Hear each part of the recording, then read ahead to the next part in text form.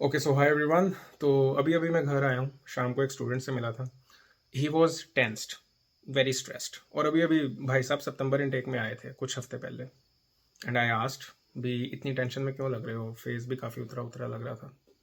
He told me कि जी मैंने अभी अभी कोई रैंडम वीडियो देखी है या कोई आर्टिकल पढ़ा है या कहीं पे कोई रिसर्च की है कि हाई पेइंग जॉब्स कनाडा में कौन सी होती हैं।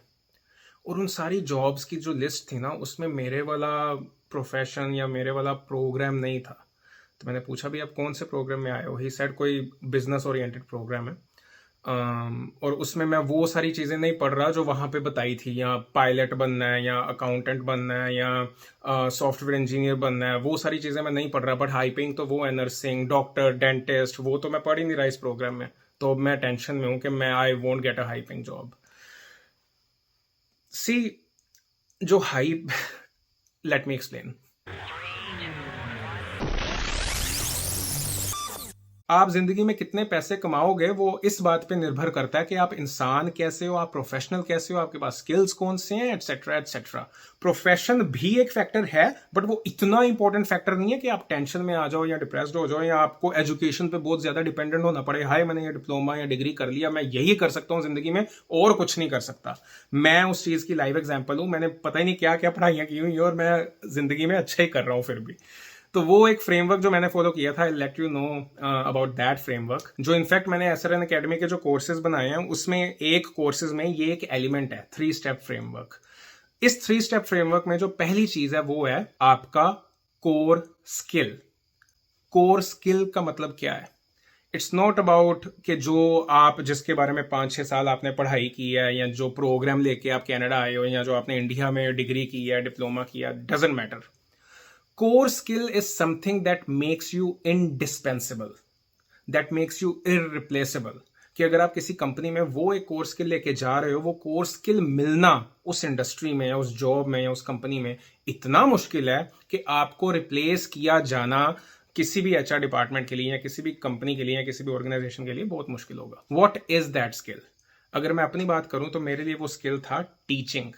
मुझे पढ़ाना बहुत अच्छा लगता है, वो मैं बहुत पैशनेटली कर सकता हूं, उसके लिए मुझे कुछ एक्स्ट्रा एफर्ट करने की जरूरत नहीं है। That comes naturally to me. तो ऐसा एक कोर स्किल जो आपके अंदर है, अगर अंदर नहीं है तो शायद आपने 5-6 साल टाइम लगा के उसको डेवलप किया। वो कुछ हार्ड स्किल्स आपके कोर स्किल्स हो सकते हैं, कुछ सॉफ्ट स्किल्स पे आप लोगों से बात कैसे करते हो, जैसे मेरे केस में दैट सॉफ्ट स्किल। अब तो हालांकि उसमें बहुत सारे टेक्निकल एलिमेंट्स भी जुड़ गए हैं क्योंकि मेरी जॉब भी उसी के आसपास है। I will explain it in a while. But कोई भी एक ऐसा स्किल जो आपको बहुत स्पेशल बनाता है, चाहे वो आपने डेवलप किया या वो आपके अंदर ही था, बट वो एक कोर स्किल, वो आइडेंटिफाई करना बहुत इंपॉर्टेंट है। Second step is basically choose a career. पर ये जो चॉइस है ना, ये 2 तरह के लोगों के सामने ये चॉइस होती है। पहली, जो जिनके पास अभी बहुत वक्त है, जो अभी मैं आपको एज ही बता देता हूँ जी, चलो 16-17 साल के हैं, उन्होंने अभी 10th के बाद या +1 +2 के बाद कोई करियर चूज करना है। उस केस में आप एक ऐसा करियर चूज कर सकते हो जिसके लिए बहुत ज्यादा पढ़ने की जरूरत है और बहुत ज्यादा एक्सपेंसिव या लॉन्ग टर्म मेहनत करने वाले लाइसेंसेस रिक्वायर्ड हैं। For example lawyer, dentist, doctor, engineers, मतलब ये वाली जो चीजें हैं जहां पे बेसिकली टाइम रिक्वायर्ड है। क्यों? क्योंकि जब आप इतनी कम एज में होते हो तो आपके पास एक जो टाइम है ना, वो बहुत बड़ा एसेट है। वो टाइम आपको बाकी लोगों से डिफ्रेंशिएट कर देगा अगर आपने वो सही जगह पे इन्वेस्ट किया। अगर आप वो टाइम के एक्सचेंज में आपने एक certain set of skills gain कर लिए हैं, लाइसेंसेस गेन कर लिए हैं, एक फॉर्मल एजुकेशन गेन कर ली है जो उस करियर में चाहिए ही थी, फिर you can choose a particular programme और आप एक सर्टेन ट्रैक पे चलते चलते अपना करियर बना सकते हो। लेकिन कई बार कई स्टूडेंट्स जो पाथ ये वाला परस्यू करते हैं, उनको बाद में रियलाइज होता है सारा कुछ खत्म करने के बाद कि उप्स, ये तो करना ही नहीं था। अब वो करियर चेंज की तरफ होते हैं। I am that one kid. अगर आपने पिछले 8-10 सालों में जो पढ़ाई की है और आप वही अब भी करना चाहते हो, तो you should be very grateful for that. You are lucky कि हाँ आप इतना इंक्लाइंड हो टुवर्ड्स दैट पर्टिकुलर प्रोफेशन। लेकिन कई बार कई स्टूडेंट्स या कई प्रोफेशनल्स ऐसे होते हैं जो शायद उस चीज में करियर नहीं बनाना चाहते जिसके बारे में उन्होंने इतनी पढ़ाई कर ली होती है। ये जो चूज अ करियर वाली चॉइस है, ये उन लोगों के आगे भी होती है। पर इस वक्त टाइम नहीं होता।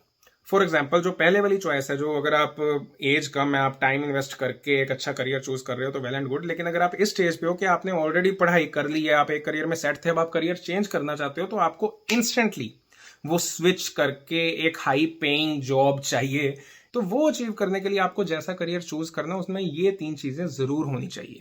पहला, that career should not require a long term education. दूसरा, that career should not require expensive licences. तीसरा, that career should not be industry specific, कि आप उसी इंडस्ट्री में ही काम कर सकते हो, आपको वो जॉब या करियर परस्यू करने के लिए एक ऐसा लाइसेंस चाहिए या ऐसा कुछ टाइटल चाहिए जिसके लिए बहुत ज्यादा पैसे लग सकते हैं या और आगे कई सालों की एजुकेशन लग सकती है, until and unless you are very very passionate about that career। लेकिन अगर आप सिर्फ अपना करियर स्विच कर रहे हो क्योंकि आप एक्सप्लोर करना चाहते हो या और किसी हाइपिंग करियर को ऑप्ट करना चाहते हो, तो मेक श्योर कि वो 3 चीजें आपके उस करियर के साथ मैच हो रही हो, ताकि आपके ज्यादा टाइम और पैसे दोबारा वेस्ट ना हो। अब क्योंकि इस 3 स्टेप फ्रेमवर्क में मैं अपनी एग्जांपल्स भी दे रहा हूं, तो इसमें जो करियर मैं परस्यू करना चाहता था, दैट वाज एनेबलमेंट। ये मैं भी खुद बड़ा हैरान हुआ था कि इतने सारे करियर्स और इतनी सारी कॉर्पोरेट जॉब्स होती हैं, इतनी सारी तरह की, कि मुझे पहले पता ही नहीं था। हमें क्या पता होता है कॉर्पोरेट जॉब्स के बारे में? या तो इंजीनियरिंग रिलेटेड जॉब्स होती हैं, सॉफ्टवेयर डेवलपमेंट या ये कोडिंग वगैरह, या मार्केटिंग या सेल्स या ऐसी चीजें।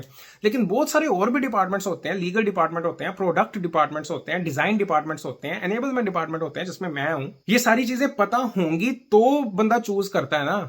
और ये सारा कुछ भी मैंने कोर्सेज में इंक्लूड किया बाय द वे। और इस पे अगर आप चाहते हो कि मैं आपको एक लिस्ट बना दूं जितनी भी जॉब्स होती हैं, जो मुझे भी नहीं पता थी कि हाँ ये कॉर्पोरेट जॉब्स भी होती हैं जिसको परस्यू करना पॉसिबल है मेरे और आपके जैसे स्टूडेंट्स के लिए, तो let me know in the comments. लेकिन वो भी अगर आपको ऐसी भी किसी जॉब का पता है जो आपको लगता है कि मुझे कवर करनी चाहिए, तो उसके बारे में भी कमेंट में लिख दो। मैं थोड़ी और रिसर्च करके वो जॉब इंक्लूड करूंगा अगली वीडियो में। तो एनेबलमेंट डिपार्टमेंट करता क्या? We basically train and enable people in our company on different kind of products. भी मार्केटिंग सेल्स को हम ये बताते हैं कि हाँ जी ये वाला प्रोडक्ट जो डेवलप हुआ है ये इसलिए हुआ है, ऐसे हुआ है और ये करेगा वगैरह वगैरह। इस बारे में डिटेल में बातें हम बाद में करेंगे। बट अब आप ये यहां पे देखो भी, how this is again linked to my core skill which is teaching. करना यही है, मैंने बेसिकली एक चीज को समझ के कुछ लोगों को उस बारे में पढ़ाना है, और इस प्रोसेस में जो टेक्निकलिटीज यूज होती हैं मुझे बस वो सीखनी पड़ी। इसमें कोई लॉन्ग टर्म एजुकेशन नहीं चाहिए थी या कोई एक्सपेंसिव कोई लाइसेंस नहीं चाहिए था, और ये इंडस्ट्री स्पेसिफिक भी नहीं है। ये tech industry, tech basically tech मतलब टेक्नोलॉजी कंपनीज या software as a service companies, उसमें कहीं पे भी बहुत सारी जो कंपनीज है उसमें कोई भी अगर एक प्रोडक्ट बनता है, जहां पे भी टेक प्रोडक्ट्स बन रहे हैं, जहां पे भी सॉफ्टवेयर कुछ बन रहे हैं, कुछ इंजीनियर्स कुछ बना रहे हैं, वहां पे एनेबलमेंट की जरूरत पड़ती है। And that's what my job is. ऐसे ही अगर आपका कोर स्किल कोई ऐसा है जिसके साथ मार्केटिंग अटैच हो रही है, सोशल मीडिया अटैच हो रही है, डिजिटल मार्केटिंग या इनफैक्ट कोडिंग या डेटा एनालिसिस या ग्राफिक डिजाइनिंग, ऐसा कुछ भी अटैच हो रहा है कहीं पे आपके कोर स्किल के साथ, आपको वो वाला करियर चूज करना है। क्योंकि अल्टीमेटली जब आप टेक इंडस्ट्री में आते हो या कॉर्पोरेट में जाते हो, ये सारे इवेंचुअली हाई पेइंग ही बनने वाले हैं जब आप मैनेजरियल पोजीशन तक पहुंचते हो या और लीडरशिप पोजीशन एक्वायर करते हो। पर बात सारी आती है कि आप वहां तक पहुंचोगे कैसे, स्टार्ट कैसे करोगे। And that is where the third step comes into play, pathway to enter.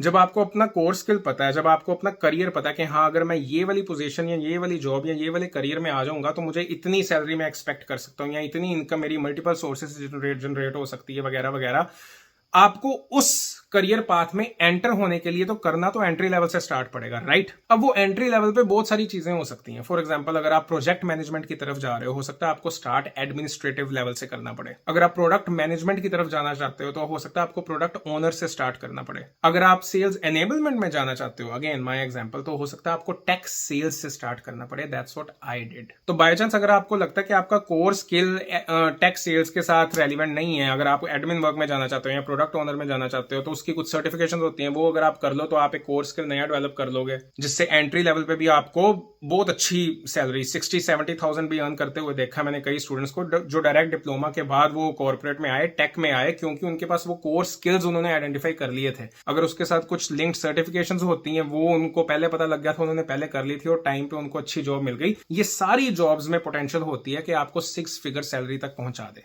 That is how tech industry in North America is. ये मैं नहीं कह रहा, जब भी 2 साल का 3 साल का आपको एक्सपीरियंस होता है, अगर आपने कोर स्किल आइडेंटिफाई किए हुए हैं, यू आर इंडिस्पेंसिबल। आपने करियर ऐसा चूज किया था जो इंडस्ट्री स्पेसिफिक नहीं है, ताकि आप कंपनी शिफ्ट कर पाओ अगर जरूरत पड़े तो। और अगर आपने पाथवे टू एंटर सही चुना था, जो सर्टिफिकेशंस चाहिए होती हैं वो सही सर्टिफिकेशंस के साथ आप एंटर हुए हो, तो 1, 1.5, 2 साल में 6 फिगर्स तक पहुंचना कोई बड़ी बात नहीं है। That is how you get a high paying job in Canada. That's it. And बहुत कुछ मैंने और बताना है आपको, but yeah, very soon. Maybe in next video. That's it, and I hope it helps.